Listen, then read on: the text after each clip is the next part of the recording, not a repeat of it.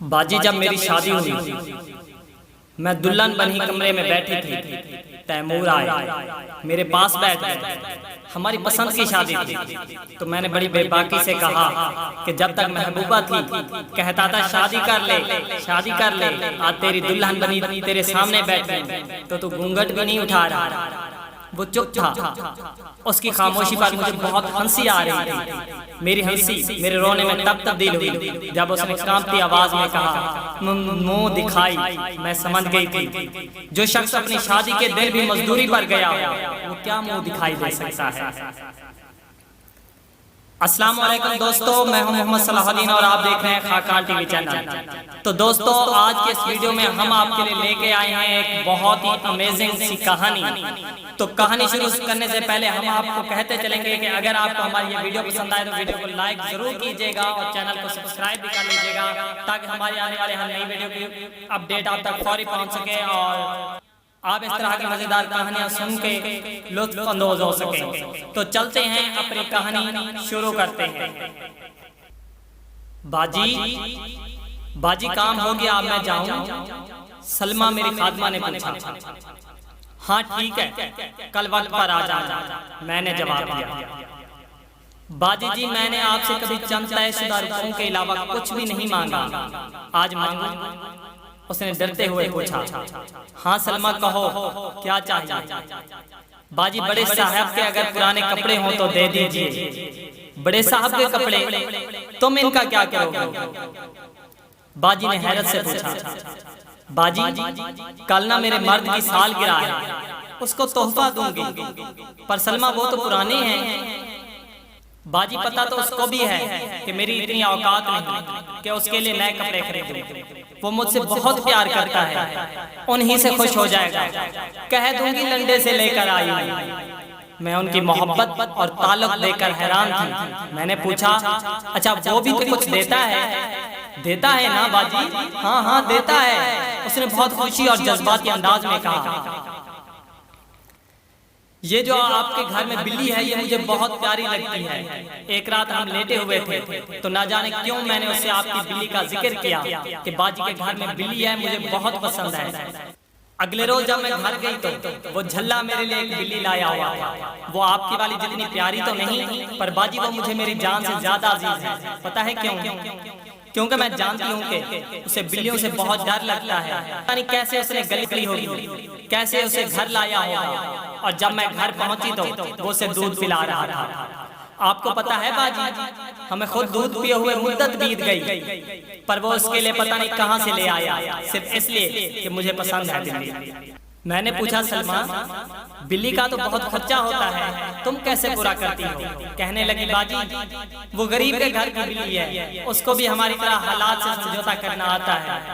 वो सुबह निकलती है और शाम को घर में दाखिल होती है। बीमार हो जाए तो खुद ही ठीक हो जाती है, किसी इलाज मुआवजे की जरूरत नहीं पड़ती। घर में खाना ना मिले तो बाहर से ही जैसे तैसे पूरा कर आती है। आपको पता है, जब से वो हमारे घर आई है हम मियाँ बीवी के प्यार में मजीद इजाफा हो गया है। एक तो हम दो भूखे मिलकर कभी कभी उस एक भूखी का भूख मिटा देते हैं, इसलिए अल्लाह हम पर ज्यादा मेहरबान है। दूसरा ये कि उस बिल्ली ने हमें वफादारी सिखाई है कि आसाइशात हो या ना हो, जिससे एक बार निभा कर लिया जाए उससे मुंह नहीं मोड़ते। एक बार हम उसे एक ईसाई की दुकान पर छोड़ आए कि यहाँ उसका पेट भी भर जाएगा और खुश रहेगी, पर हमारे घर पहुँचने से पहले ही वो घर के बाहर बैठी हुई थी। उसने हमें सिखाया कि महबूब चाहे छोड़ दे, धुतकार दे, मार दे या तोड़ दे, उसको छोड़ा नहीं करते। मुझे सलमा की बातें सुनकर खुशी भी हो रही थी और दुख भी। खुशी इस बात की कि सच्चे लोग और सच्ची मोहब्बत आज भी दुनिया में मौजूद है, और दुख इस बात का कि अमूमन मोहब्बत जितनी गरीब हो उतनी सच्ची होती है। मगर मैं तो अमीर हूँ, आज ये अमीर गरीब पर रश्क कर रही थी। यह आलीशान सूफा मुझे अपनी कब्र महसूस हो रहा था। मेरा दिल चाह रहा था कि ये कब्र खुले और मैं इसमें दफन हो जाऊँ। मैंने बात आगे बढ़ाने और अपने दिल की तशफ़ी के लिए उससे पूछा कि तुम्हारी सब बातें बजा हैं, लेकिन क्या तुम्हें नहीं लगता अगर दौलत हो तो मोहब्बत करने का लुत्फ़ दुबाला हो जाता है? اس نے حیرت سے میری جانب دیکھا. میں نہیں چاہتی تھی کہ وہ کچھ بھی بول کر ایک بار پھر مجھے لاجواب کر دے اور میری انا کی پھر سے دھجیاں اڑ جائیں. اس لیے میں نے اس کے کچھ کہنے سے پہلے ہی کہا کہ دیکھو نا، ایک رئیس زادہ جس کے پاس گاڑی یا چلو موٹر سائیکل ہی ہو، وہ اپنی بیوی کو کہیں بھی کبھی بھی لے کر جا سکتا ہے. وہ مسکرائی اور بڑے تحمل سے کہنے لگی، جب آپ بڑے صاحب کے ساتھ موٹر سائیکل پر بیٹھتی ہوں گی تو صرف آپ انہیں کمر سے پکڑتی ہوں گی، اور گاڑی میں تو یہ بھی نہیں، پر جب میں اپنے خاوند کے ساتھ سڑک پر پیدل چلتی ہوں تو ہم دونوں بہت فخر سے ایک دوسرے کے ہاتھ میں ہاتھ تھاما ہوتا ہے. میں سٹ پٹاسی گئی اور اپنی شرم کو چھپانے کے لیے اتراتے ہوئے کہا، آج ہم KFC جائیں گے. کہنے لگی، سنا ہے وہاں پر تو کھانا اور ماحول بہت اچھا ہوتا ہے باجی، آپ خوب مزے کیجیے گا. میری بات کا اس پر کوئی اثر نہیں ہو رہا تھا. میں نے اس کو تیش دلانے کے لیے کہا، تم کیا کرتی ہو جب تمہارا کچھ اچھا کھانے کو من ہوتا ہے؟ باجی میرا ہاتھ کھانا ہی اچھا ہوتا ہے. تیمور کے ہاتھ سے کھائے ہوئے لقمے کی لذت بھی مجھے کسی KFC کی طلب نہیں رہتی. چاہے زندگی میں سکون نہ ہو تو لوگ KFC جا کر بھی صرف لڑتے ہی ہیں. اس نے مجھے ہمیشہ کی طرح لاجواب کر دیا تھا. اب میرے پاس نہ کہنے کو کچھ تھا نہ پوچھنے کو. ڈرتے ڈرتے میں نے اس سے آخری سوال پوچھا، سلمہ یہ سب کیوں، کیسے اور کس کو ملتا ہے؟ وہ بولی، باجی یہ سب رب کریم کی دین ہوتی ہے، لیکن کسی بھی چیز کے حصول کے لیے توکل بہت ضروری ہے. توکل سے احساس ہوتا ہے کہ آپ کو اپنی اللہ پر کتنا بھروسہ ہے.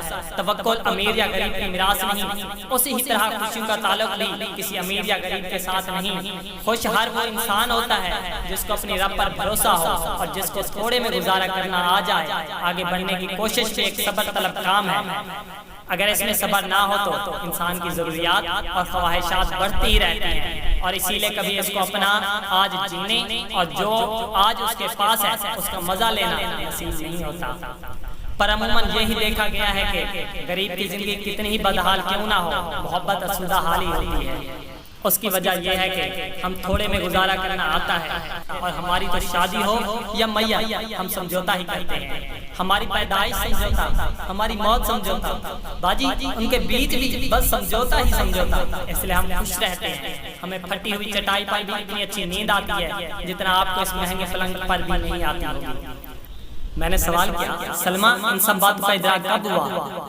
باجی جب میری شادی ہوئی میں دلہن بنی کمرے میں بیٹھی تھی، تیمور آئے میرے پاس بیٹھے. ہماری پسند کی شادی تھی تو میں نے بڑی بے باکی سے کہا، جب تک محبوبہ تھی کہتا تھا شادی کر لے، آج تیری دلہن بنی تیرے سامنے بیٹھی ہوں تو گھونگھٹ بھی نہیں اٹھا رہا. وہ چپ تھا.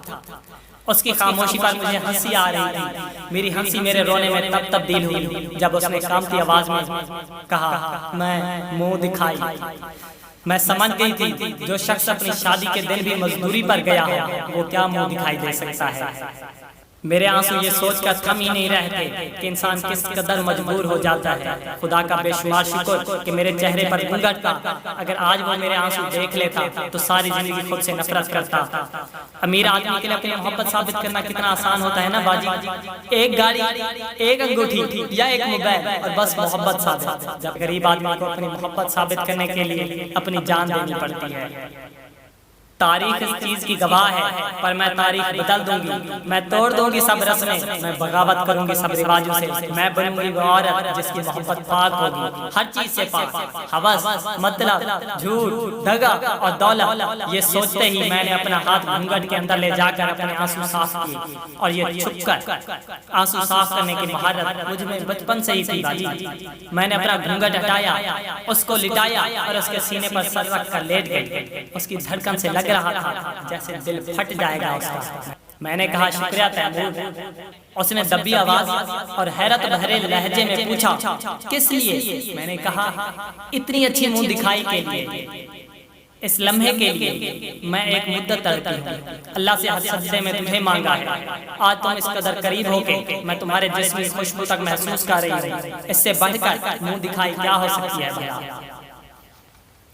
وہ خاموش تھا اور اس کی خاموشی مجھے کھا رہی تھی. میں نے اس کو سمجھایا، مجھے تم چاہیے تھے تیمور، صرف تم. میری اور کوئی خواہش نہیں تھی، اور خواہش جتنی کم ہو زندگی اتنی ہی پرسکون ہوتی ہے.